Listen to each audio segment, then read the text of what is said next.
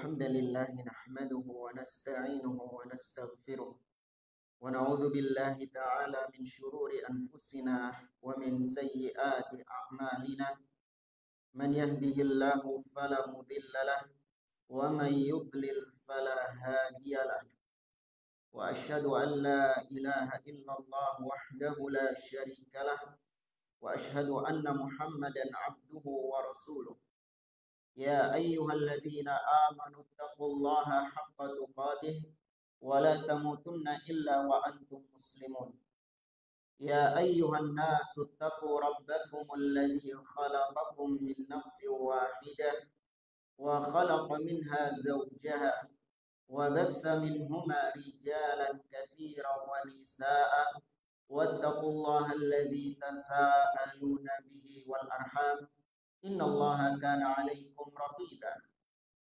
يا أيها الذين آمنوا اتقوا الله وقولوا قولا سديدا يصلح لكم أعمالكم ويغفر لكم ذنوبكم ومن يطع الله ورسوله فقد فاز فوزا عظيما أما بعد فإن أصدق الحديث كتاب الله وخير الهدي هدي محمد صلى الله عليه وسلم وشر الأمور محدثاتها وكل محدثة بدعة وكل بدعة ضلالة وكل ضلالة في النار.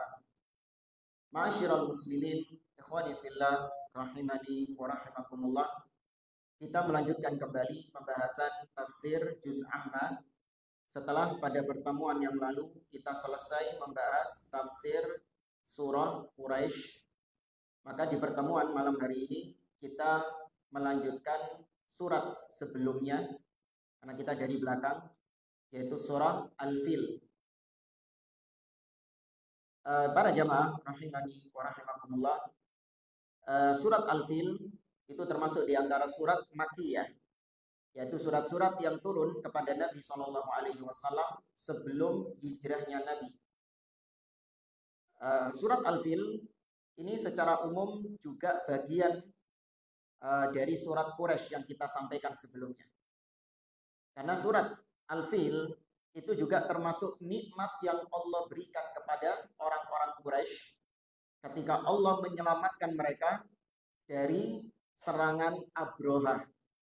Ya, siapa Abroha dan bagaimana kisah dari pasukan gajahnya ini insya Allah yang akan kita ringkaskan di pertemuan malam hari ini. Kita mulai. A'udzubillahi minasyaitonirrajim. Qala Allahu azza wa jalla, bismillahirrahmanirrahim. Sudah berlalu tafsir dari bismillahirrahmanirrahim. Langsung masuk ke ayat yang pertama. Alam tara kaifa fa'ala rabbuka bi ashabil fil. Kata Allah Subhanahu wa taala, tidakkah engkau memperhatikan, tidakkah engkau melihat bagaimana perlakuan Rabbmu, ya, bagaimana Rabbmu memperlakukan para pasukan-pasukan bergajah.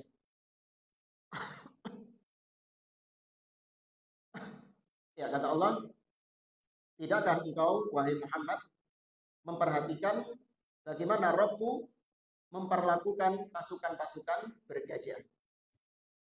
Kata Syekh Muhammad bin Shalih Al-Utsaimin, yukhatibullahu ta'ala an-nabiyya sallallahu alaihi wasallam au yukhatibu kulla man yasihu tawjihul khitabi ilaihi. Dalam ayat ini Allah Subhanahu wa taala berbicara kepada Nabi sallallahu alaihi wasallam. Ini pendapat pertama. Alam taro, tidakkah engkau memperhatikan? Engkau, yang dimaksud engkau di sini, yang diajak bicara oleh Allah adalah Nabi sallallahu alaihi wasallam. Atau bisa juga engkau di sini adalah umum, siapapun yang memang cocok dengan ayat ini, ya, yang memang mengambil manfaat dari ayat ini. Bisa termasuk kita juga. Kata beliau, fa'alal awwal yakunu khitabu an-nabi sallallahu alaihi wasallam khitabanahu walil ummah. Maka pendapat pertama, sebagaimana tadi kita katakan, Allah mengajak bicara kepada Nabi sallallahu alaihi wasallam dan sekaligus juga kepada umat Nabi. Ya, karena Allah ketika berbicara kepada Nabi di dalam Al-Quran, maka itu juga berlaku bagi umatnya Nabi Shallallahu Alaihi Wasallam. Lianna ummatahu tabi'atun lahu. Karena umat Nabi Muhammad Shallallahu Alaihi Wasallam itu mengikuti beliau, mengikuti nabinya. Wa 'ala tsani yakunul khitabu am. Yakunul khitabu amun lahu wa li ummatihi ibtida'an. Wa 'ala kullin fa inna Allah ta'ala yuqarrir ma fa'ala subhanahu wa ta'ala bi ashabil fil. Adapun pendapat kedua tadi yaitu umum, ya, kepada siapapun, tidak khusus kepada Nabi Shallallahu Alaihi Wasallam. Namun dari perbedaan tersebut tidak ada masalah yang penting.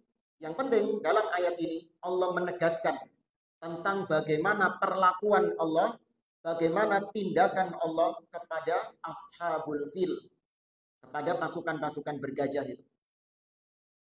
Wa ashabul fil hum ahlul Yaman alladzina ja'u lihadmil Ka'bah bi filin 'azimin arsalahu ilaihim malikul Habasyah.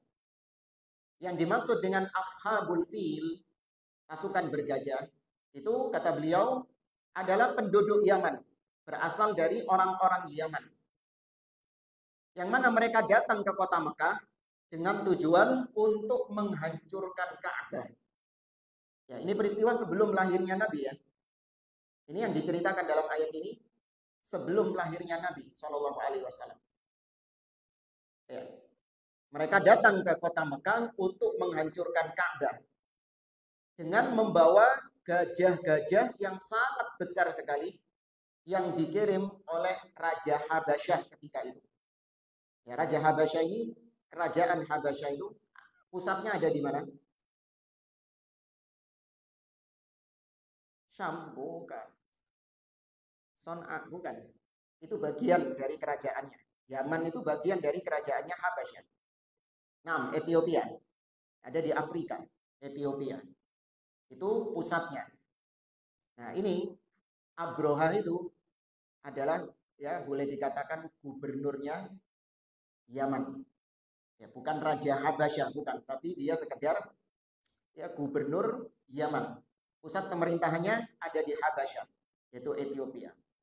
Wa sababu dzalik anna malikal Yaman arada an yasuddan nasa 'anil haji ilal Ka'bah, baitillahi 'azza wa jalla. Fabana baitan yushbihuhul Ka'bah. Kenapa bisa terjadi peristiwa ini? Kenapa kok Raja Habasyah mengirim pasukan bergajah ke Ka'bah, ke Mekah untuk menghancurkan Ka'bah? Ada latar belakangnya.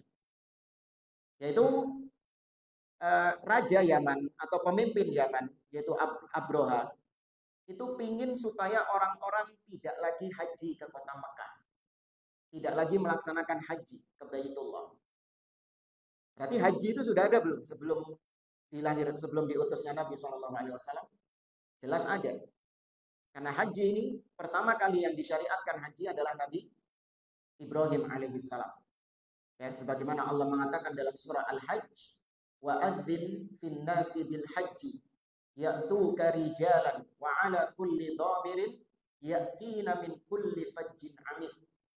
Wahai Ibrahim, serulah manusia untuk melaksanakan haji. Niscaya mereka akan mendatangi haji dengan berjalan kaki atau dengan menunggangi tunggangan-tunggangan mereka. Mereka akan datang dari berbagai penjuru dunia. Berarti haji ketika itu sudah ada. Nah, orang-orang bangsa-bangsa Arab ketika itu, termasuk Yaman, mereka tiap tahun berangkat haji ke Baitullah. Meskipun hajinya sudah terkotori dengan haji ala-ala musyrik. Apa contohnya? Haji yang sudah dikotori oleh mereka. Tawaf dengan telanjang. Ya. Tawaf di berhala-berhalanya itu dengan telanjang. Kemudian mereka nggak mau wukuf di Arafah. Kenapa mereka nggak mau haji, nggak mau wukuf di Arafah? Alasannya bagus loh. Ini bid'ahnya mereka. Kenapa orang-orang Quraisy ketika itu mereka nggak mau wukuf di Arafah ketika haji? Apa alasannya? Kenapa? Wallahu a'lam. Nah. Oh iya benar ya, Mak. So, iya. Nggak mungkin ada yang tahu pernah dengar seperti itu. Baik, Arafah itu tanah halal atau tanah haram? Arafah itu tanah halal. Jadi mereka nggak mau keluar dari perbatasan tanah haram menuju tanah halal. Apa maksudnya ya? Mereka nggak mau menuju ke Arafah karena Arafah ini keluar dari batas tanah haram menuju tanah halal. Jadi nggak perlu kita ke tanah halal, kita sudah berada di tanah haram. Maka mereka tidak menjalankan wukuf di Arafah. Kemudian mereka menyembelih untuk berhala-berhala mereka dan seterusnya dari kesyirikan-kesyirikan yang mereka lakukan ketika ibadah haji. Tapi intinya mereka haji. Ya, mereka haji di zaman tersebut. Nah, Abroha dia pengen untuk memalingkan manusia dari beribadah haji menuju ke tempatnya dia. Jadi dia bikin semacam kanisa, ya gereja, karena dia itu Nasrani. Dia bikin gereja yang besar. Ini kita bawakan lebih detailnya dari tafsir Ibnu Katsir tentang sifat gerejanya Abroha.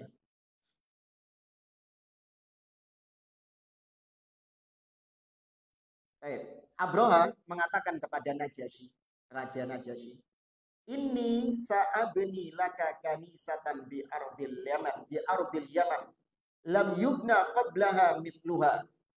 Wahai raja, sesungguhnya aku akan membangun kanisa, membangun gereja di negeri Yaman dengan bangunan yang belum pernah ada bangunan itu sebelumnya. Oh,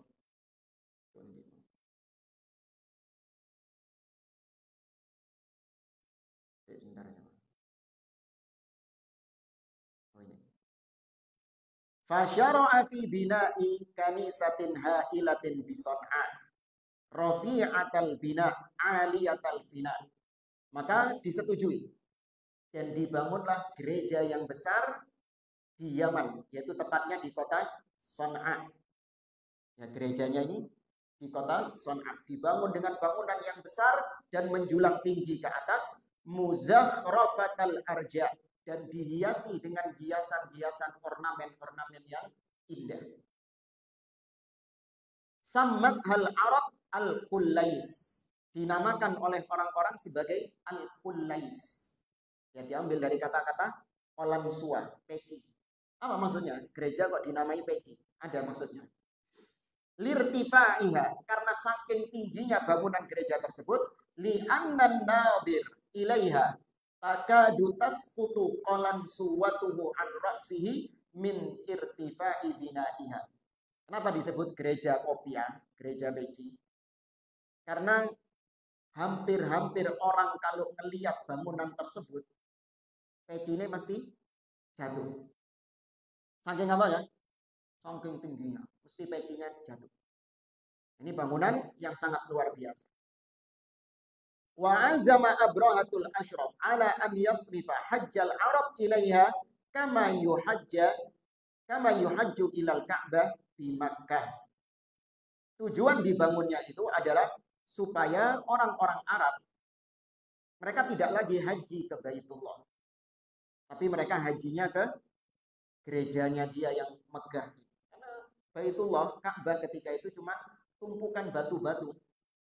Mungkin nggak menarik bagi sebagian orang. Tapi gerejanya Abroha ini penuh dengan ornamen-ornamen, hiasan-hiasan emas, dan bahkan bangunannya menjulang tinggi. Wis dadi bangunannya. Ya. Kita lanjut lagi ke Syekh Utsaimin.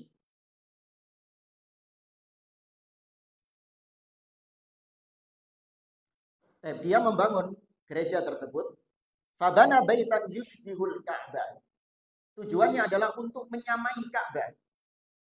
Wada'an nasa ila hajjihi liyasuddahum an hajji baitillahi faghadiba lidzalikal Arab. Maka ketika jadi bangunan gereja yang besar ini, maka Abroha mengundang manusia. Mengajak mereka untuk melaksanakan ibadah haji di tempatnya, di gerejanya itu. Tidak lagi, jangan lagi kau laksanakan haji di Baitullah, di Ka'bah.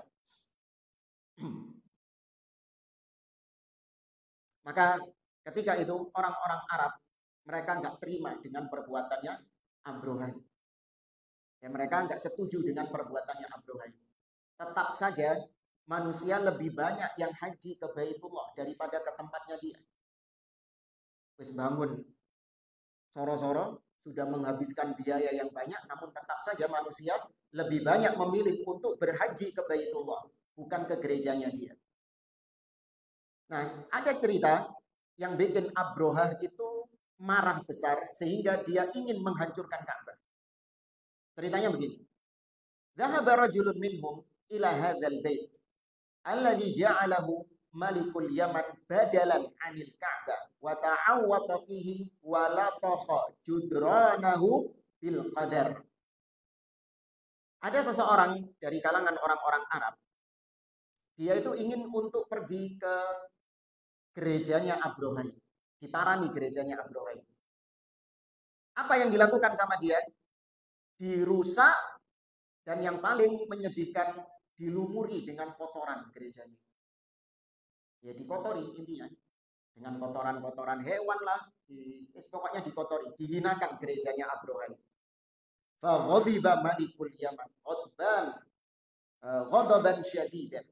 Maka Abroha ketika mendapati gerejanya dirusak, gerejanya dikotori, dia pun murka dengan kemurkaan yang besar.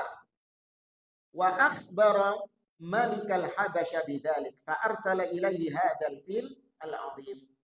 Maka ketika dilaporkan kepada raja Habasya, maka raja Habasya pun mendukung perbuatannya Abroha untuk menghancurkan Ka'bah dengan mengirimkan bantuan berupa gajah-gajah yang besar. Wa kana ma'ahu sittatu filin aw failatin litusa'idahu. Dan bersama Abroha ada 6 gajah yang besar. Ya, Abroha pasukannya itu diperkuat dengan 6 gajah yang besar untuk membantu mensupport Abroha dalam rangka menghancurkan Ka'bah. Faja'a malikul Yaman bijunudihi liyuhaddimal Ka'bata ala za'mihi. Maka berangkatlah 6 gajah tadi bersama Abroha dan pasukan-pasukannya menuju ke Ka'bah untuk menghancurkan Ka'bah tersebut. Walakinna Allah subhanahu hafidhu baitihi. Akan tetapi Allah subhanahu wa ta'ala senantiasa menjaga rumahnya. Menjaga Ka'bah. Falamma wasalu, bagaimana penjagaan Allah terhadap Ka'bah ini? Falamma wasalu ila makanin yusamma al-mughammas waqafal filu wa harana. Ketika pasukan bergajah ini mau nyampe di Ka'bah, mau nyampe di kota Mekah, ada tempat namanya Al-Mughammas. Ya, wallahu a'lam ini tempat di mana, anak nggak tahu. Intinya mau sudah mendekat masuk Mekah. Ya, ketika itu gajahnya mandek, jamaah. Mogok gajahnya, mandek gak gelem melaku. Wa aba an yattajiha ilal Ka'bah. Fazajarahu sayisuhu walakinnahu aba. Gajahnya pun berhenti. Ketika dihadapkan ke Ka'bah, dihadapkan ke Mekah, dia pun mogok, ngambek, gak mau jalan gajahnya. Apa? Menderum. Ya, menderum, duduk, gak mau. Ya. Tapi faida wajjahuhu ilal Yaman intalaqa yuharwil. Tapi kalau gajahnya ini di ngadepno Yaman, nah kan kalau Ka'bah, kalau Mekah itu utaranya Yaman. Ya, Mekah itu posisinya di utaranya Son'a, utaranya Yaman. Tapi kalau di ngadepno ke utara, gajahnya berhenti. Ketika dihadapkan ke selatan, balik ke Yaman, langsung semangat. Ya, mau semangat dia untuk berjalan, gajahnya ini. Wa in wajjahuhu ila Makkah waqafa. Tapi kalau dikembalikan lagi ke Mekah, ke arah Ka'bah, mandek mana gajahnya, mogok mana. Ya, siapa lagi yang menggerakkan gajah tersebut selain robnya gajah itu? Ya, penciptanya gajah tersebut. Allah ala kulli syai'in qadir. Allah Maha Kuasa atas segala sesuatu. Ini dikisahkan oleh Imam Ibnu Katsir diringkas dari berbagai riwayat dalam kitabnya Al-Bidayah wan Nihayah. Antum yakini kisah ini jamaah? Ada gajah yang nggak mau berjalan ketika ngadep Mekah, tapi ketika ngadep Yaman, gajahnya mau berjalan. Antum percaya kisah ini? Hah? Atau perlu pembuktian dulu ke kebun binatang? Hah? Coba gajahnya di ngadep no Ka'bah. Atau perlu pembuktian dulu? Riset, kata orang-orang sekarang, riset secara ilmiah dulu. Enggak. Ya, kalau sudah yang menceritakan itu adalah Allah atau yang menceritakan itu adalah Rasul Shallallahu Alaihi Wasallam, maka tidak ada pilihan lain kecuali kita benarkan hal tersebut. Nggak perlu pakai riset-risetan, nggak perlu pakai dibenturkan dengan akal. Nabi Shallallahu Alaihi Wasallam pernah menceritakan kepada sebagian sahabatnya, karena rojulu yasuku baqaratan idrakibaha wa dorobaha. Pernah ada seseorang, kata Nabi Shallallahu Alaihi Wasallam, ya dia ini sedang menunggangi baqarah, sapi. Dia sedang menunggangi sapi, tapi sapinya itu dipukul-pukul sama dia, dikepuk-kepuki sapinya di sama dia. Faqalat lam nukhliq li hadza innama khuliqna lil hirafah. Maka dia mengatakan, kami diciptakan oleh Allah bukan untuk dipukul-pukuli, tapi kami diciptakan oleh Allah untuk membantu urusan bercocok tanam, urusan pertanian. Siapa yang ngomong itu? Sapi, jamaah. Antum baru kemarin kurban. Bisa dibayangkan bagaimana sapi bisa ngomong demikian. Wah, bahasa Arab lagi. Ma khuliqna li hadza, innama khuliqna lil hirasa. Antum bayang no cingure sapi bisa ngomong bahasa Arab. Manusianya saja belum tentu bisa bahasa Arab. Sapinya bisa bahasa Arab. Para sahabat yang mendengar cerita itu mereka heran. Subhanallah, baqaratun tatakallam.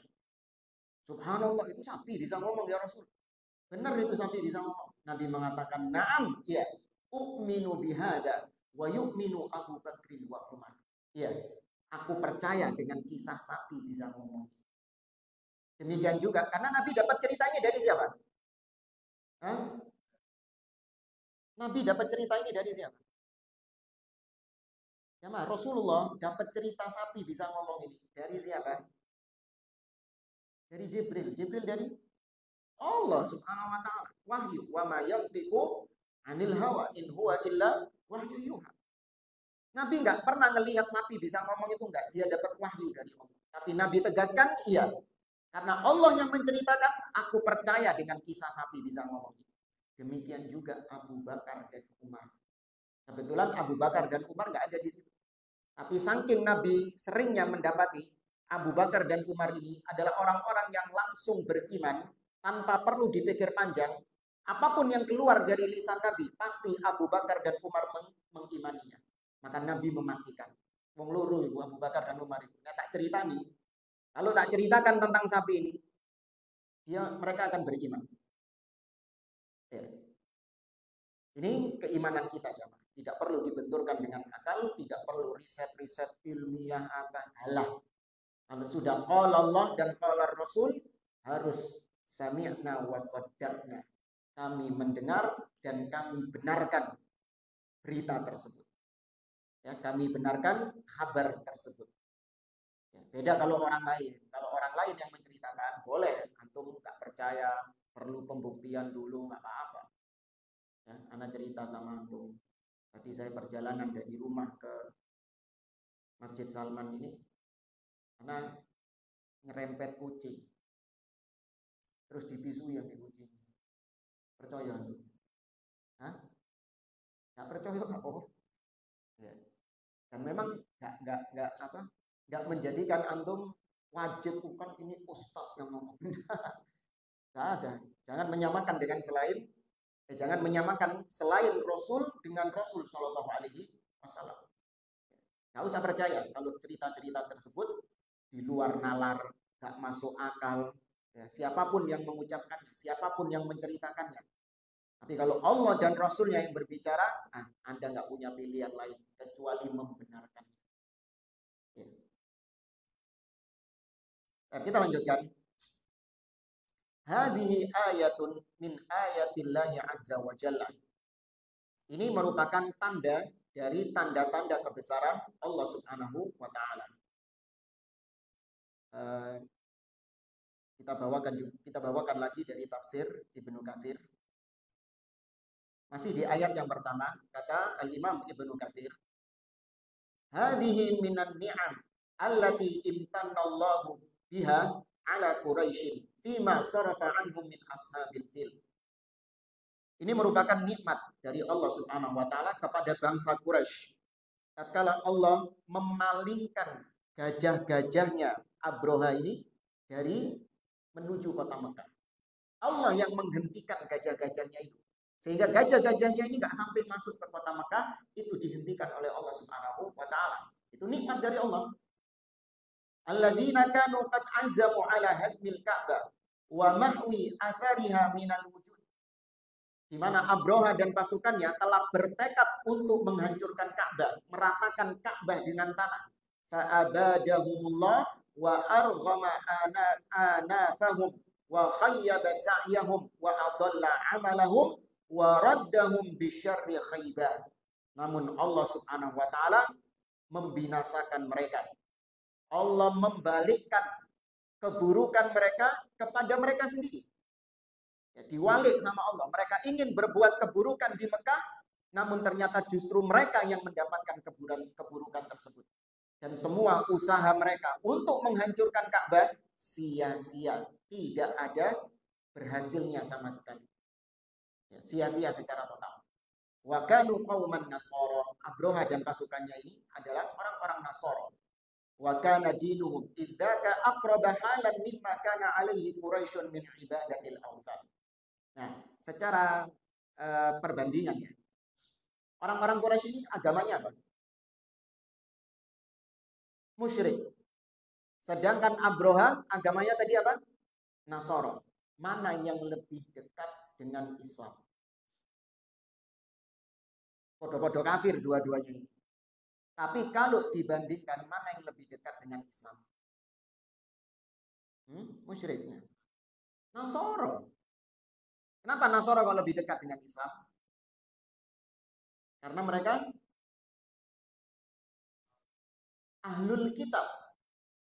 Ya, karena mereka adalah ahlul kitab, diberi kitab sama Allah Subhanahu wa taala. Ingat ya, lebih dekat bukan berarti sama loh. Lebih dekat bukan berarti kita membenarkan ajaran mereka, tidak. Kita katakan lebih dekat karena memang Nasara, Yahudi ini adalah agama-agama Islam yang sudah dirubah-rubah. Ya, Yahudi, Nasara itu dulunya adalah agama Islam. Islam Yahudi misalnya. Islam di zaman Nabi Musa alaihissalam. Nabi Musa agamanya apa? Islam. Jangan bilang Nabi Musa agamanya Yahudi. Nabi Isa agamanya apa? Islam. Semua Nabi dan Rasul yang diutus oleh Allah, mereka membawa agama Islam. Islam dalam artian tauhid. Berserah diri kepada Allah. Ya, semua Nabi agamanya Islam. Allah mengatakan, maka Ibrahimu Yahudiyan wala Nasraniyan walakin kana hanifan musliman wa makana minal musyrikin. Ibrahim bukanlah Yahudi, bukanlah Nasara, tapi Ibrahim adalah hanifan muslimah, yang lurus di atas Islam, di atas tauhid.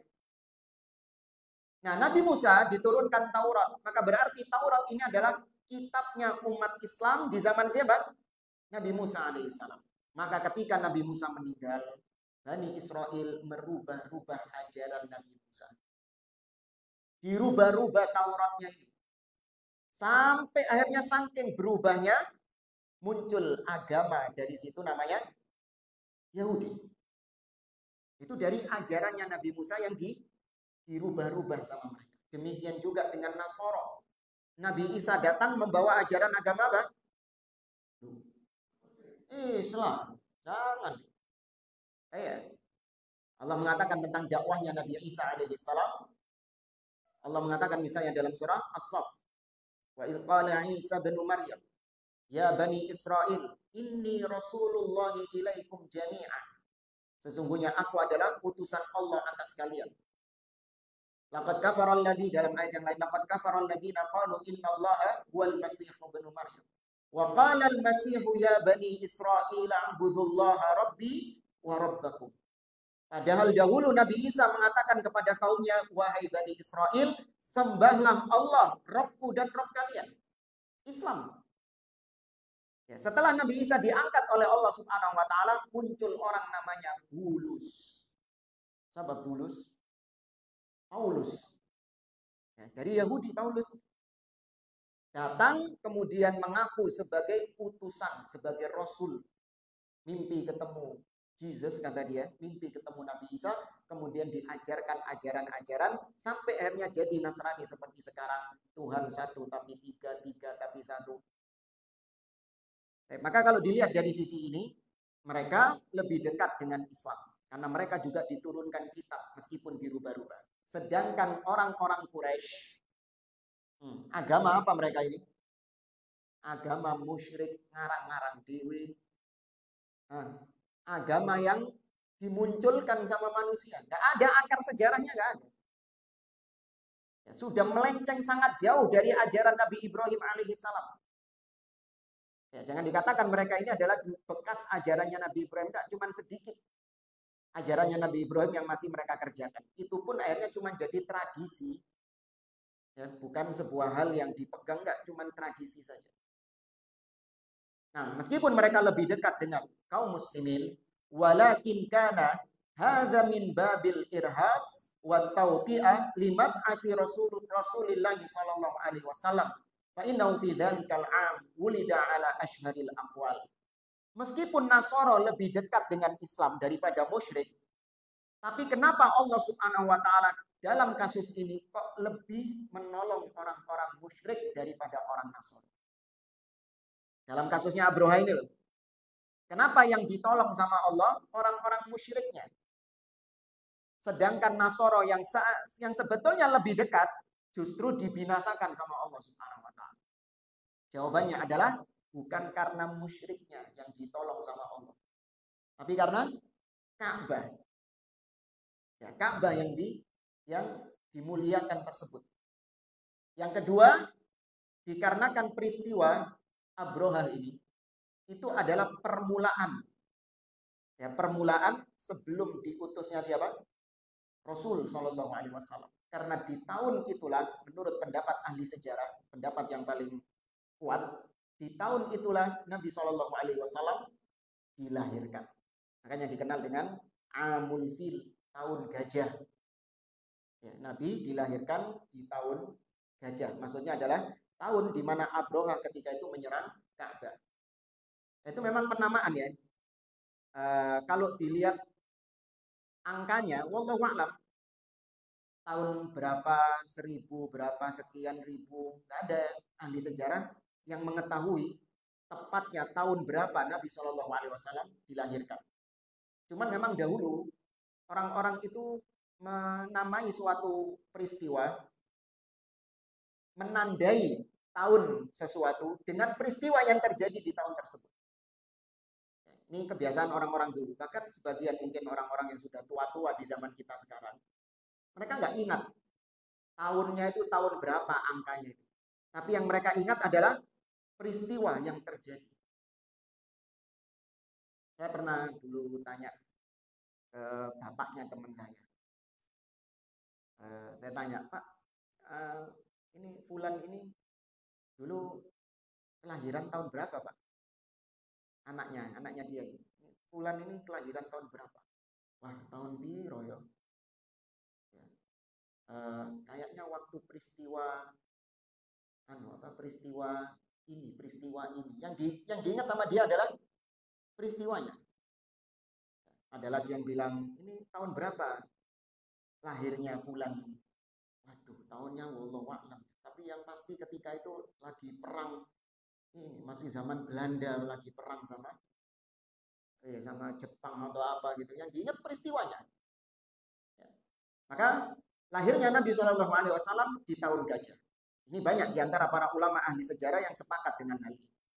Namun kapan bulannya, tanggalnya kapan, terjadi khilaf dengan khilaf yang sangat banyak sekali. Anda bisa lihat dalam kitab Imam Ibnu Katsir Al-Bidayah wan Nihayah. Beliau di situ menyebutkan perbedaan para ulama ahli sejarah kapan lahirnya Nabi Shallallahu alaihi wasallam.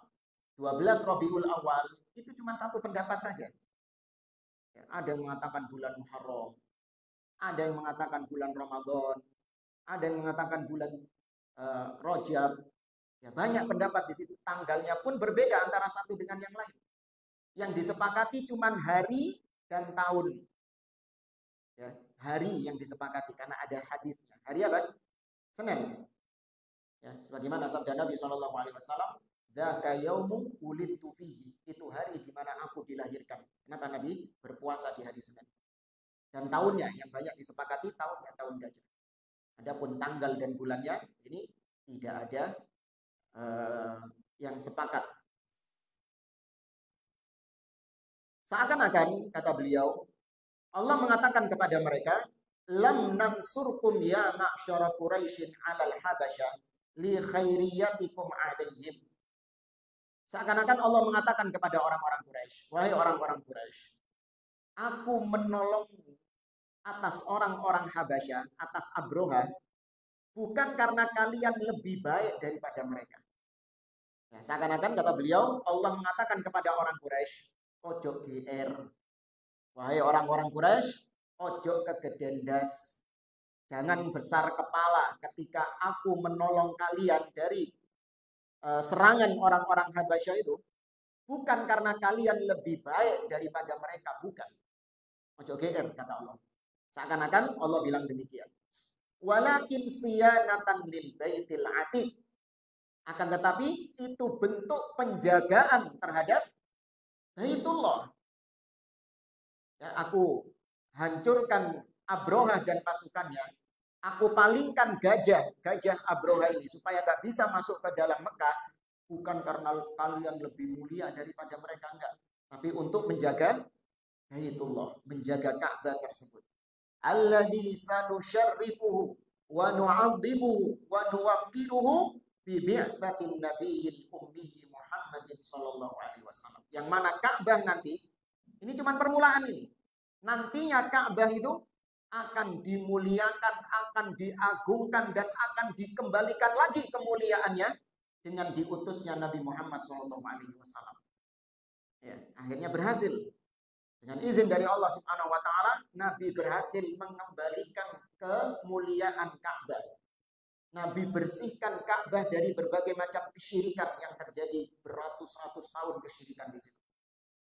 Berapa jumlah berhala yang ada di Ka'bah? Ka'adadil yaum fis sanah. Seperti jumlah hari dalam setahun. Hah? 360 berhala. Ka'bah dan sekitarnya. Di dalam Ka'bah dan di sekitarnya. 360 berhala.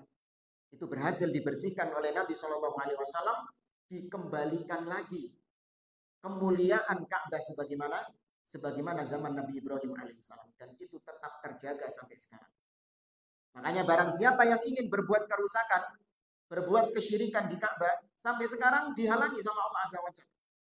Wa may yurid, dalam surah Al-Hajj Allah mengatakan, wa may yurid fihi bi ilhadin bi dzulmin nudziqhu fil adzabil alim. Barang siapa yang menginginkan penyimpangan-penyimpangan, ingin berbuat penyimpangan, ingin berbuat kezaliman, maka kami akan timpakan kepadanya siksa yang pedih. Makanya di antara bentuk penjagaan Allah, Allah jadikan Ka'bah sekarang ini ya, dijaga oleh Arab Saudi, oleh kerajaan Arab Saudi. Yang mereka ini sangat gigih menjaga tauhid, menjaga kaum muslimin dari kesyirikan-kesyirikan kepada Allah Subhanahu wa taala. Ya, kita nggak bisa bayangkan bagaimana kalau misalnya orang-orang Syiah atau orang-orang Sufi tasawuf, mereka diberi kekuasaan di sana. Nah, bisa dibayangkan nggak bagaimana kesyirikan yang luar biasa terjadi di situ.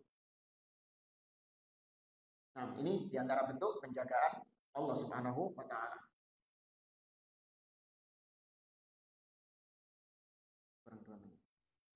Kita lanjutkan. Kemudian kata Allah, alam yaj'al kaidahum fi tadlil wa arsala alaihim tayran ababil tarmihim bihijaratin min sijil. Alam yaj'al kaidahum fi tadlil.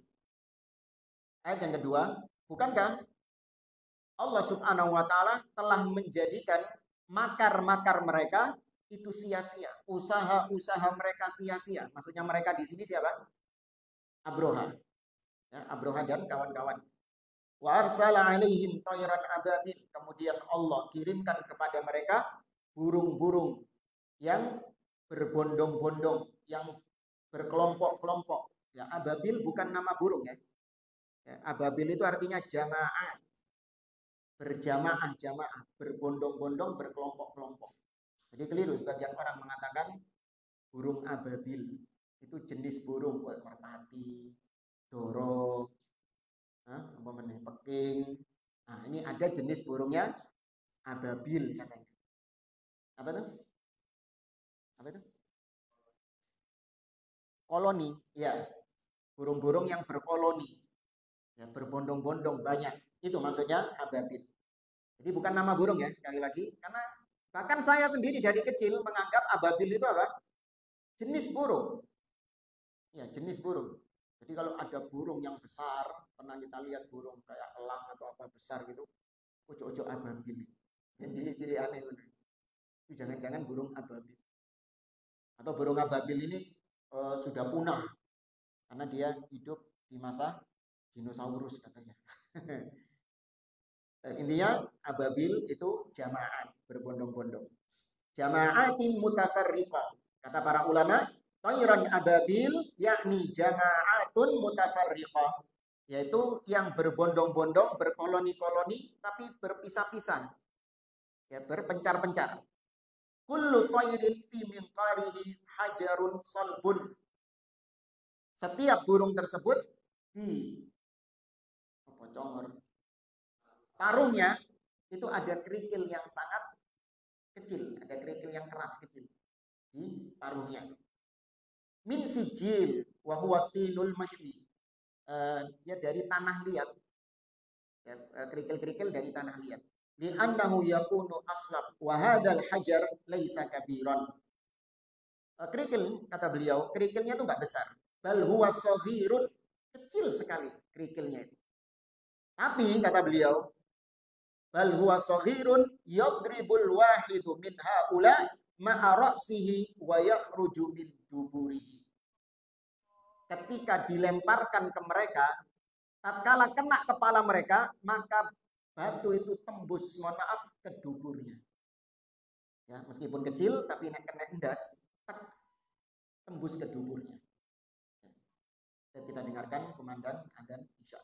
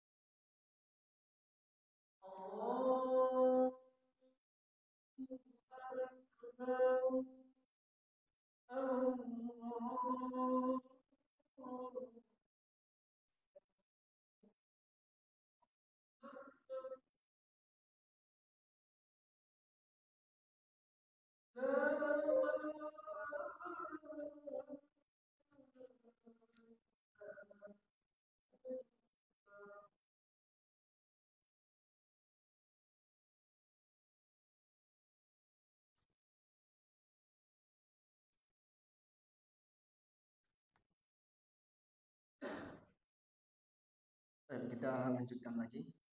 Ayat yang terakhir, faja'alahum ka'asfin ma'kul. Ya, kata Allah Subhanahu wa taala, maka mereka dijadikan oleh Allah Subhanahu wa taala seperti asaf. Ya, asaf itu ya daun-daun yang kering, makul yang kemudian dimakan oleh ulat-ulat.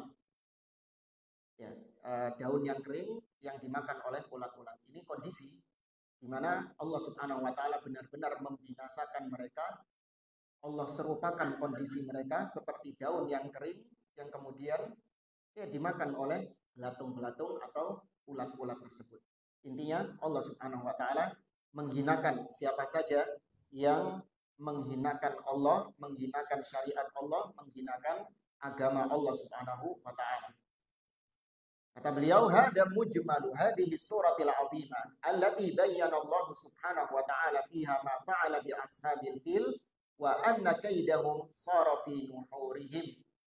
Inilah tafsir ringkas secara global dari surat yang agung ini, yang telah Allah jelaskan tentang ashabul fil, para pasukan-pasukan bergajah, dan Allah jelaskan bagaimana rencana mereka, rencana busuk mereka, ternyata Allah kembalikan kepada mereka sendiri. Allah balikkan kepada mereka sendiri. Wa hakadha kullu man aradal haq bisu'in fa innallaha ta'ala yaj'alu kaidahu fi nahrihi. Demikianlah hukum Allah berlaku. Siapa saja yang menginginkan keburukan terhadap agama Allah Subhanahu wa taala, maka Allah balikkan keadaannya kepada dia sendiri, kepada pelakunya sendiri. Ya, maka jangan coba-coba kita merendahkan simbol-simbol agama, menghinakannya, melecehkannya, entah itu berkaitan dengan syariat Allah, atau berkaitan dengan rumah Allah seperti Ka'bah dan yang lainnya, atau berkaitan dengan Nabi Shallallahu Alaihi Wasallam, ya dengan Al-Quran, ya, atau dengan orang-orang beriman secara umum. Maka hukum Allah berlaku. Allah hinakan mereka, Allah kembalikan rencana-rencana jahat mereka dikembalikan oleh Allah kepada mereka sendiri. Wa innama hamallahu azza wa jalla al-ka'bata an hadzal fili ma'a annahu fi akhir zaman sawfa yusallitu 'alaiha rajulun minal habasya yuhaddimuha hajaran hatta tatasawa bil ard. Ya, Allah Subhanahu wa taala benar-benar menjaga Ka'bah dari pasukan bergajah ini. Padahal kelak di akhir zaman Ka'bah ini juga akan hancur. Ya, tapi itu nanti kapan? Di akhir zaman. Yang menghancurkan juga orang Habasyah. Sebagaimana datang dalam riwayat Imam Al-Bukhari. Ya, sudah dikabarkan oleh Nabi Shallallahu Alaihi Wasallam. Namun saat ini Ka'bah dijaga oleh Allah Subhanahu Wa Taala. Di anna kisata ashabil fil muqaddimatun li bi'tsatir Rasul Muhammadin Shallallahu Alaihi Wasallam allati yakunu fiha ta'zimul bait. Ya, ini sebagaimana tadi kita sampaikan. Kisah ini adalah muqaddimah, permulaan dari diutusnya Nabi Shallallahu Alaihi Wasallam. Karena setelah peristiwa ini lahirlah Nabi Shallallahu Alaihi Wasallam yang memuliakan Ka'bah, mengembalikan kemuliaan dan keagungan Ka'bah tersebut dengan apa? Dengan tauhid. Ya, dengan tauhid. Jamaah rahimani wa rahimakumullah, kurang lebihnya ini yang disampaikan oleh Syekh Muhammad bin Shalih Al-Utsaimin. Insyaallah pada pertemuan berikutnya kita akan masuk tafsir surah Al-Humazah. Ya, tafsir surah Al-Humazah. Mungkin ada sisa waktu sebelum kita sholat isya. Ada yang mau ditanyakan?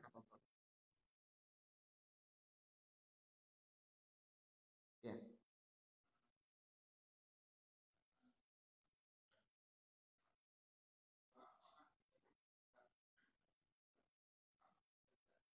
Nah,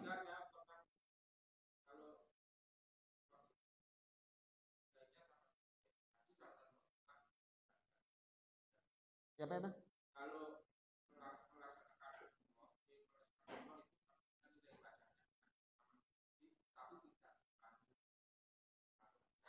Oh, gak diceluk. Baik. Perbedaan haji dan umroh itu disebut oleh Imam Syafi'i rahimahullah. Umroh itu disebut juga dengan al-hajjul asghar. Ya, umroh itu disebut dengan haji kecil. Kenapa? Karena prosesi umroh itu adalah sebagian kecil dari prosesi haji. Ya, hanya saja di dalam umroh ada prosesi-prosesi yang tidak ada di dalam haji. Seperti apa? Wukuf di Arafah, mabit di Mina, Musdalifah, kemudian lempar jumroh. Ada nggak di umroh? Nggak ada. Umroh cuma 4 tok. Apa yang pertama? Urut di sini. Ihram, kemudian tawaf, sa'i, tahallul. Sudah selesai. Nah, 4 ini tadi ada nggak di ibadah haji? Ada. Ya, makanya disebut dengan al-hajjul asghar. Sedangkan haji yang Dzulhijjah itu haji akbar. Al-hajjul akbar, haji yang besar. Ya. Kemudian juga dari sisi kewajiban, para ulama khilaf tentang umroh. Kalau haji sepakat wajib, termasuk di antara 5 rukun Islam. Buniyal Islamu ala khamsin. Islam dibangun di atas 5 perkara. Di antaranya adalah al-hajju, yaitu melaksanakan ibadah haji. Disejajarkan dengan sholat, syahadat, puasa, zakat. Ya, ini menunjukkan haji hukumnya wajib. Adapun umroh, ada khilaf di antara para ulama. Apakah dia wajib atau dia hanya dihukumi sunnah saja. Ya, tapi yang benar, wallahu a'lam, umrah hukumnya sunnah. Kemudian perbedaannya juga haji itu hanya dilakukan haji yang besar ya, haji akbar. Itu dilakukan di bulan-bulan tertentu. Al-hajju ashhurul ma'lumat dalam surat Al-Baqarah. Haji itu hanya pada bulan-bulan yang telah diketahui, bulan-bulan yang telah ditentukan. Ya, bulan Syawal, Dzulqa'dah dan Dzulhijjah. Tapi puncaknya di bulan apa? Bulan Dzulhijjah. Artinya orang start melaksanakan ibadah haji, berangkatnya itu dari bulan Syawal ini. Kalau tadi ditanya, apa?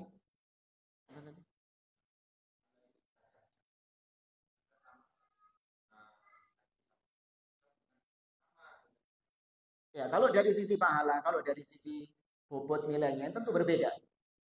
Ya, tentu berbeda. Karena ibadah haji yang besar itu membutuhkan biaya yang besar, membutuhkan kesabaran yang luar biasa, perjuangan yang luar biasa. Apalagi dia termasuk di antara 5 rukun Islam. Ya, berbeda dengan umroh. Ya, seorang umroh perjuangannya tidak seberat haji. Ya, datang beberapa hadis yang disebutkan haji, keutamaan haji, namun yang dimaksud adalah haji yang besar. Seperti misalnya Nabi mengatakan, wal hajjul mabrur laisa lahul jaza illal jannah. Ya, haji yang mabrur tidak ada balasan baginya kecuali surga.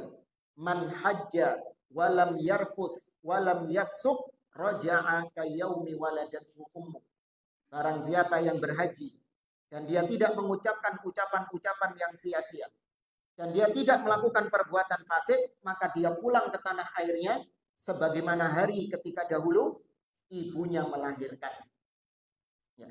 Anda kalau ditanya keutamaan umroh, apakah ada dalilnya? Ada jelas. Ya, ada dalilnya jelas. Misalnya Nabi mengatakan, atau Allah Subhanahu wa taala berfirman, wa atimmul, dalam surat Al-Baqarah, wa atimmul hajja wal umrata lillah. Dan sempurnakanlah haji kalian dan umrah kalian lillah, untuk Allah Subhanahu wa taala.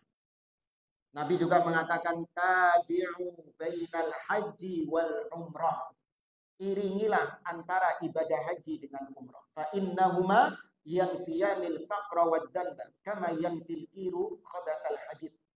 Karena dua ibadah ini, haji dan umrah, itu bisa menghapuskan kemiskinan yang ada pada kalian dan bisa menghapuskan dosa-dosa kalian, sebagaimana bara api bisa menghapuskan karat yang ada di besi. Ya, ini keutamaan secara umum ibadah haji dan juga ibadah umrah. Tapi memang ada umrah yang tatkala orang melaksanakannya, dia mendapatkan pahala yang sama seperti haji, bahkan lebih daripada itu. Umrah apa ini? Umrah ketika di bulan Ramadan. Ya, umrah ketika di bulan Ramadan. Ini dari sisi pahala. Nabi mengatakan umrah di bulan Ramadan ta'dilu hajjatan ma'i. Itu pahalanya setara dengan haji bersamaku. Tapi bukan berarti menggugurkan kewajiban hajinya. Awas. Paham maksudnya ya? Ini min haitsul jaza. Dilihat dari sisi pahalanya, iya, dia mendapatkan pahala haji, bahkan haji bersama Rasul. Tapi tidak dari sisi ijza, kecukupannya. Apakah ketika orang melaksanakan umroh di bulan Ramadan, dia gugur kewajiban hajinya? Hah? Tetap dia melaksanakan haji. Ya, bedakan ya antara jaza dengan ijza. Dia mendapatkan jaza, balasan, pahala. Tapi dari sisi kecukupan, enggak. Dia tetap wajib melaksanakan ibadah haji. Nabi mengatakan juga, misalnya contoh kasus yang lain, qul huwallahu ahad ta'dilu thulutsal Qur'an. Qul huwallahu ahad, surat Al-Ikhlas itu setara dengan sepertiga Al-Qur'an. Ya, pernah kita bahas loh ya, surat Al-Ikhlas. Sudah lewat. Apakah berarti ketika orang membaca surat Al-Ikhlas 3 kali, itu sudah mencukupinya, sehingga dia nggak perlu lagi baca surat-surat yang lain? Hah? Tetap wajib nggak dia baca surat yang lain? Tetap wajib dibaca, mulai Al-Fatihah sampai An-Nas diwocok kabeh. Jangan mengatakan kok kan 3 kali Al-Ikhlas setara dengan khatam Al-Qur'an. Saya cuma baca ini, nggak perlu saya Al-Baqarah, Ali Imran, nggak perlu. Enggak. Dari sisi pahala betul kau mendapatkan sepertiga Al-Qur'an, kalau 3 kali berarti seperti khatam Al-Qur'an. Dari sisi pahala ya. Tapi dari sisi kecukupan, enggak, tetap wajib untuk membaca semua Al-Quran. Itu mungkin, wallahu a'lam. Kita akhiri, subhanakallahumma wa bihamdik, asyhadu an la ilaha illa anta astaghfiruka wa atubu ilaik. Wassalamualaikum warahmatullahi wabarakatuh.